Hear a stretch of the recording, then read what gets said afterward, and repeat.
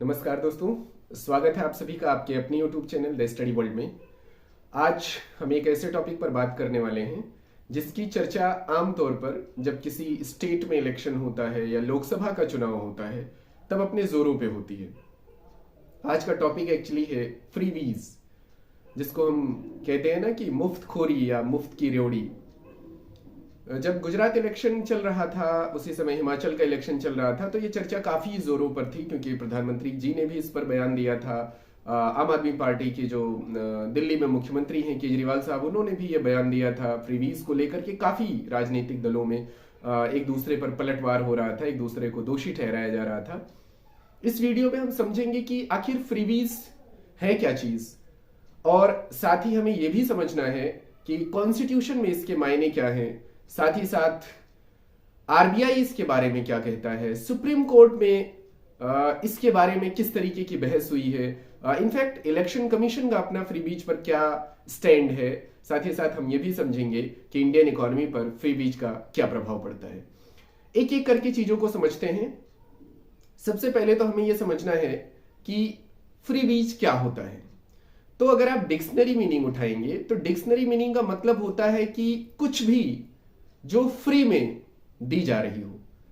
अब यह सवाल उठता है कि कुछ भी फ्री में जो दी जा रही है उसकी भी देने की जो कंडीशन है, देने की जो सिचुएशन है, देने का जो प्लेस है, उसके अकॉर्डिंग उसका डिफरेंसेज होता है। उसको उसके अकॉर्डिंग उसे हम रिलेवेंट समझते हैं, रेशनल समझते हैं, और उसी प्लेस टाइम के अकॉर्डिंग हम उसे इररिलेवेंट और इरेशनल समझते हैं। यानी कि जब हमारे देश में कोई भी पॉलिटिकल पार्टी या सरकार, चाहे वो केंद्र की सरकार हो या राज्य की सरकार हो, जब कुछ ऐसा अनाउंसमेंट करती है जो जनता को वो फ्री में डिलीवर करने की बात करती है, उसके लिए कोई पैसा नहीं लेने की बात करती है, तो इसे हम सामान्य भाषा में फ्रीबीज या मुफ्त की रेवड़ी या मुफ्तखोरी कहते हैं। अब सवाल ये उठता है कि क्या संविधान में फ्रीबीज को लेकर के कोई प्रोविजन है, कहां पर फ्रीबीज के बारे में कुछ बातें की गई हैं। तो मैं आपको पहले क्लियर कर दूं कि मुफ्तखोरी जैसा कोई शब्द या फ्रीबीज जैसा कोई शब्द हमारे संविधान में कहीं पर इस्तेमाल नहीं किया गया है। लेकिन चूंकि हमारा संविधान जो है वो एक वेलफेयर स्टेट को इस्टेब्लिश करने का एक विजन, एक डॉक्यूमेंट देता है, तो इसका मतलब यह हुआ कि जब वेलफेयर स्टेट की बात आएगी तो बहुत सारी ऐसी चीजें होंगी जो संविधान ये चाहता है कि सरकार अश्योर करे, जिसमें तीन सबसे महत्वपूर्ण चीजें हैं। एक तो जस्टिस है, दूसरी इक्वलिटी है, और तीसरी लिबर्टी है। ये तीन ऐसे एस्पेक्ट हैं जिन पर सरकार की जिम्मेदारी बहुत हो जाती है, और ये तीनों एस्पेक्ट कहीं ना कहीं एक बड़े डायमेंशन पर नागरिक समाज की भी जिम्मेदारी होती है, सरकार की भी जिम्मेदारी होती है। तो जो मुफ्तखोरी या फ्रीबीज की जब बात की जाती है तो इसका इनडायरेक्ट जो प्रोविजन है वो संविधान के पार्ट 4 में directive principles of state policy के अंदर मिलता है। हालांकि वहां पर डायरेक्टली किसी चीज के लिए मुफ्त में बांटने जैसी बात नहीं की गई है, लेकिन समानता, सामाजिक और आर्थिक न्याय को सुनिश्चित करने के लिए, यानी इक्वालिटी और सोशल एंड इकोनॉमिक जस्टिस को इंश्योर करने के लिए कुछ प्रोविजंस किए गए हैं। बेसिकली मैं तीन ऐसे आर्टिकल हैं जिन्हें कोट करना चाहूंगा। सबसे पहले तो हम कोट करना चाहेंगे आर्टिकल 39 को, उसके बाद 39A बहुत महत्वपूर्ण आर्टिकल है, और एक आर्टिकल और है जो कि आर्टिकल 47 है। इन तीनों आर्टिकल्स में क्या है एग्जैक्टली फ्रीबीज से रिलेवेंट इसमें क्या लिखा हुआ है हम आपको बता रहे हैं। देखिए, आर्टिकल 39 कहता है कि right to adequate mean of livelihood for all citizen. इसमें यह बात कही गई है कि कहीं ना कहीं सभी नागरिकों को एक बेहतर जीवन का अधिकार है। आगे इसी में एक बात कही जा रही है कि equitable distribution of material resources of the community for the common goods, और आगे कहा जा रहा है एक तीसरा एलिमेंट इसमें कि prevention of consideration of wealth and means of production. कहीं ना कहीं ये तीन जो बातें हैं आर्टिकल 39 में, उसका कोर ये है कि सरकार को यह सुनिश्चित करना है कि सभी लोगों का जीवन कम से कम एक डिसेंट एडिक्वेट वे में आगे बढ़े, उसमें कहीं ना कहीं जीवन में मूल्य भी हो, उसमें कहीं ना कहीं जीवन में डिग्निटी भी हो, उसमें कहीं ना कहीं सेफ्टी और लॉन्गेटिविटी भी हो। अब इनको इंश्योर करने के लिए सरकार के पास कभी कभी कुछ ऐसे प्लान्स होते हैं जिन्हें उन्हें डिलीवर करना होता है, और उन प्लान्स के जरिए वो इन्हीं वेलफेयर के एलिमेंट को टारगेट करते हैं। अब जैसे उदाहरण के तौर पर कई बार ऐसा देखा गया है कि कुछ ऐसी फ्री में चीजें बांटी जाती हैं जिनसे कहीं ना कहीं इस इनइक्वालिटी को कम करने में, इन वेलफेयर एलिमेंट्स को स्टैब्लिश करने में काफी मदद मिलती है। फॉर एग्जाम्पल कि अगर मान लीजिए कि कहीं पर टेक्नोलॉजिकल एडवांसमेंट के लिए लैपटॉप या टैबलेट सरकार बांट रही है, तो डेफिनेटली इसके आयाम ये हैं कि अगर ये स्टूडेंट के हाथ में सरकार देने की कोशिश कर रही है तो वो उससे अपनी एकेडमिक्स, उससे अपनी पढ़ाई को इंप्रूव कर पाते हैं। अगर ये किसी अनएम्प्लॉयड पर्सन को दे रही है, बेरोजगार किसी युवा को दे रही है, तो ऑब्वियस सी बात है बहुत सारे ऐसे वहां पर प्लेटफॉर्म्स होते हैं जिनके जरिए वो अपना स्किल डेवलपमेंट सीख सकते हैं, और फिर ऑनलाइन बहुत सारे ऐसे वर्क हैं जो वो उससे एसेस कर सकते हैं। तो कहीं ना कहीं इस फ्रीवीज से, यानी कि इस तरीके के जो फ्री में बांटी गई चीजें हैं, उनसे अल्टीमेटली जो हमारे कॉन्स्टिट्यूशन का गोल है, इकोनॉमिक जस्टिस का गोल है, वेलफेयर स्टेट का गोल है, वो इंश्योर होता है। मैं बात कर रहा था आर्टिकल की, तो दो आर्टिकल और हैं जिन्हें मुझे कोट करना है।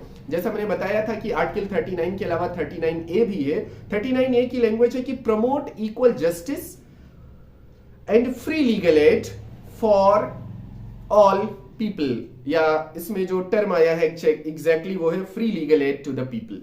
अब इसमें यह भी जरूरी है कि लोगों को जस्टिस मिले, और जस्टिस की पहली शर्त है कि उनके अंदर समता आ सके, उनके अंदर जो एक बड़ी सी खाई है, विषमता की जो खाई है, उसे उन्हें पाटा जा सके। तो इसलिए जस्टिस की जो कॉन्सेप्ट है उसे पूरा करने के लिए कहीं ना कहीं उससे पहले इक्वालिटी की कॉन्सेप्ट को अचीव करना जरूरी होगा। एक और आर्टिकल जिसे मैंने कोट किया था, आर्टिकल 47, उसमें लिखा हुआ है कि rise the level of nutrition and standard of life living of people and to improve public health. अब जाहिर सी बात है सरकार को यह भी जिम्मेदारी डीपीएसपी में दी गई है कि उसे पब्लिक हेल्थ को अच्छा करना, उसे पब्लिक हेल्थ को सुधारना है, उसे लाइफ लिविंग को अच्छा करना है। तो ये लाइफ लिविंग या पब्लिक हेल्थ को अच्छा करना, ये कुछ ऐसे काम हैं जिनको सॉल्व करने के लिए, ये ऐसी चुनौतियां हैं जिन्हें सॉल्व करने के लिए सरकार को कुछ चीजें कमिटमेंट के साथ थ्रू पॉलिसी डिलीवर करना है, और कुछ को जनता के पास डायरेक्ट बेनिफिट के रूप में पहुंचाना है। अब जो डायरेक्ट बेनिफिट के रूप में पहुंचाती है सरकार, उसमें कहीं ना कहीं बहुत सारी ऐसी चीजें होती हैं जो फ्री में होती हैं। जैसे हेल्थ की बात करें तो बहुत नॉमिनल चार्जेज पर जो पब्लिक हेल्थ सेंटर्स है वहां पर ट्रीटमेंट प्रोवाइड किया जाता है। इसमें बहुत सारे मेडिसिन हैं जिन्हें गवर्नमेंट ने बहुत सब्सिडी रेट पर जो पेशेंट है उनके लिए प्रावधान किया हुआ है कि वो ले सकते हैं। तो कुल मिलाकर फ्रीबीज, जब तक वेलफेयर, जब तक इक्वालिटी, जब तक हमारे जो विषमता के एलिमेंट्स हैं उनको डिस्ट्रॉय करने के लिए गवर्नमेंट द्वारा डिलीवर किए जा रहे हैं, तब तक वो डेफिनेटली अच्छे हैं और समाज के लिए कहीं ना कहीं वो बेनिफिशियल है, इकोनॉमिकली भी, सोशल भी, और आगे चल करके उसके और भी कॉन्सिक्वेंसेज होंगे। अब बात आती है कि फ्रीबीज पर इतना हंगामा क्यों है? अगर ये इतने ही अच्छे हैं तो ऑब्वियस सी बात है इस पर इस तरीके की डिबेट्स क्यों है, इस तरीके से पार्टियों में एक दूसरे को लेकर काउंटर क्यों किया जाता है? उसका रीजन ये है कि फ्रीबीज जो डिलीवर करना होता है वो गवर्नमेंट को अपने रेवेन्यू एक्सपेंडिचर से डिलीवर करना होता है। अब आप सवाल करेंगे कि रेवेन्यू एक्सपेंडिचर क्या है? तो जो गवर्नमेंट का वो एक्सपेंडिचर जिसको वो खर्च करने के बाद जनता द्वारा सीधे तौर पर रिकवर नहीं कर सकती, सिंपल वे में कहें तो सरकार का वो खर्चा जिसे सरकार सीधे वे में रिटर्न नहीं पाती मॉनेटरी फॉर्म में, वो उसकी रेवेन्यू एक्सपेंडिचर होती है। अब सवाल ये उठता है कि ये रेवेन्यू एक्सपेंडिचर अगर सरकार का होगा तो सरकार के ऊपर क्या असर पड़ेगा, या अगर वो स्टेट डिलीवर कर रहा है केंद्र में केंद्र और राज्यों में राज्य, तो उन पर क्या असर पड़ेगा? देखिए, जो ये फ्री में मटेरियल्स दिए जाते हैं इसमें यह होता है कि सरकार अपने कोष से, जो कि प्रोबेबली रेवेन्यू रिसिप्ट्स और कैपिटल रिसिप्ट से मिलकर के पूरा जो उनका कोष है वो बना होता है, उसके अमाउंट को वो खर्च करते हैं फ्री की चीजों को डिलीवर करने के लिए। अब बात आती है जब वो उस अमाउंट को खर्च करेंगे तो क्या उसका असर इकोनॉमी पे पड़ेगा? उसका असर इकोनॉमी पे यह पड़ेगा कि अगर सरकार बिना किसी बड़े विजन के, बिना किसी बड़े प्लान के, इकोनॉमिक मॉडल के, केवल प्रॉब्लम्स को आगे समय पर डालने के लिए या तुरंत जनता को चुनाव के समय लुभाने के लिए फ्रीबीज का इरेशनल कमिटमेंट करती जाएगी, इरेशनली उसे डिलीवर करती जाएगी, तो अल्टीमेटली जो गवर्नमेंट का फिस्कल डेफिसिट है वो बढ़ता जाएगा। जब गवर्नमेंट का फिस्कल डेफिसिट बढ़ेगा तो ऑब्वियस सी बात है कि उसे रिकवर करने के लिए या तो गवर्नमेंट टैक्स को राइज करेगी, टैक्स को आगे बढ़ाएगी, और या तो उसे वो कर्ज लेना पड़ेगा। अब स्वाभाविक सी बात है कि अगर गवर्नमेंट टैक्स बढ़ाएगी तो जनता की अगर टैक्स पेइंग कैपेबिलिटी नहीं है तो वो जनता के ऊपर बर्डन एक तरीके से अनबेरेबल होने वाला है। और अगर गवर्नमेंट कर्ज लेकर के फ्रीबीज देगी तो आफ्टर अ टाइम स्पैम ये होने वाला है कि सरकार का खजाना जो है वो कहीं ना कहीं खाली होता जाएगा और सरकार कर्ज के तले दबती जाएगी, और अल्टीमेटली फिर इकोनॉमिक क्राइसिस आने वाली होगी और उसे डील करना किसी भी सरकार के बस में बहुत आसान नहीं होगा। यह रहा फ्रीबीज का नुकसान।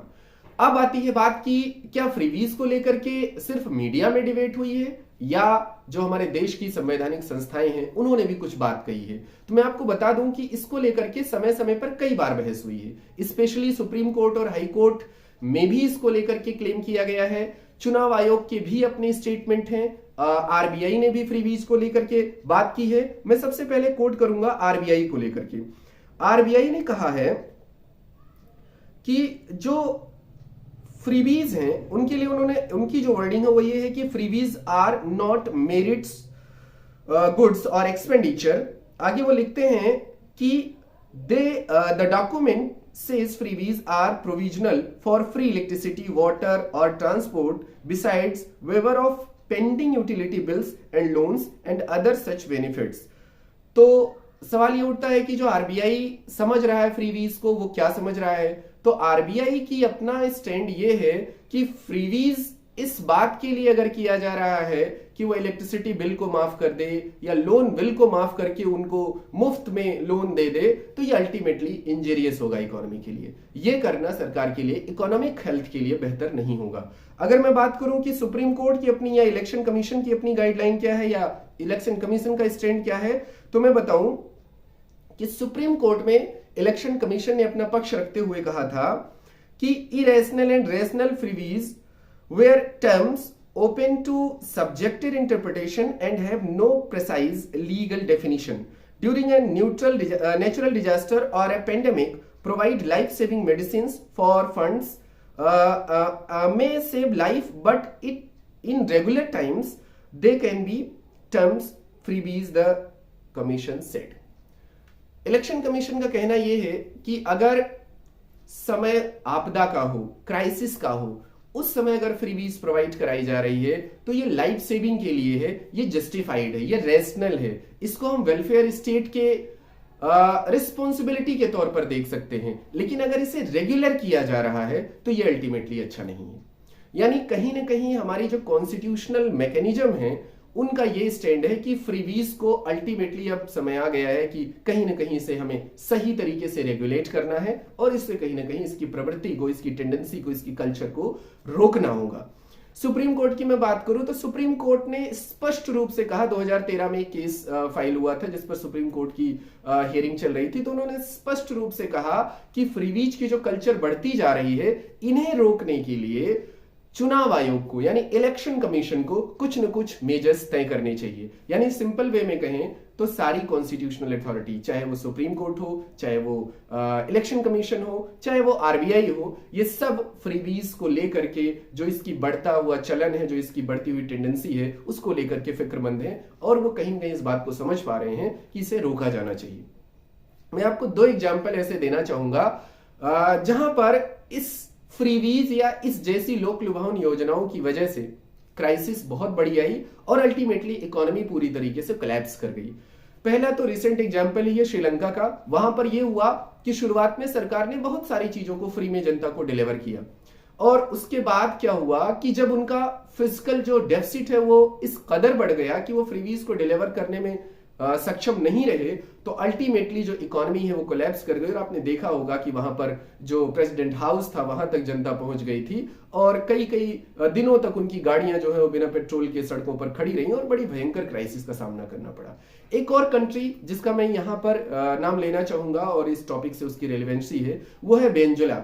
वेनेजुएला के साथ ये हुआ कि 1980 तक वो बहुत ताकतवर मुल्क था। इनफैक्ट बहुत ताकतवर से मेरा मतलब वर्ल्ड पावर नहीं था, बट लैटिन अमेरिकी कंट्री में एक ठीक ठाक मुल्क को माना जाता था, इकोनॉमिकली कम से कम इंडिपेंडेंट था। उसके पास बहुत बड़े बड़े तेल भंडार थे और कई कंट्रीज को वो तेल जो है वो एक्सपोर्ट करता था। लेकिन वहां भी यही दिक्कत आई कि जो उनके पॉलिसी मेकर्स थे, जो उनकी सरकारें रही, उन्होंने फ्री में बहुत सारी चीजों को डिलीवर किया। अल्टीमेटली वो भी इकोनॉमी 90s के खत्म होते होते और 21st सेंचुरी के स्टार्ट होते होते कोलैप्स कर गई। और अल्टीमेटली ये हुआ कि वो इकोनॉमी भी आज बहुत क्राइसिस के बाद बहुत सामान्य अवस्था में पहुंच गई है और वो भी इकोनॉमिकली बहुत सफर कर रही है। तो कंक्लूजन ये है कि फ्रीबीज के कल्चर को ठीक तरीके से मॉनिटर और रेगुलेट किए जाने की आवश्यकता है। सरकारों को यह जरूरी है देखना कि वो जो फ्रीबीज डिलीवर कर रहे हैं जनता को, क्या वो अल्टीमेटली उनके इकोनॉमिक क्राइसिस को खत्म करने में कुछ रोल प्ले कर पा रही है।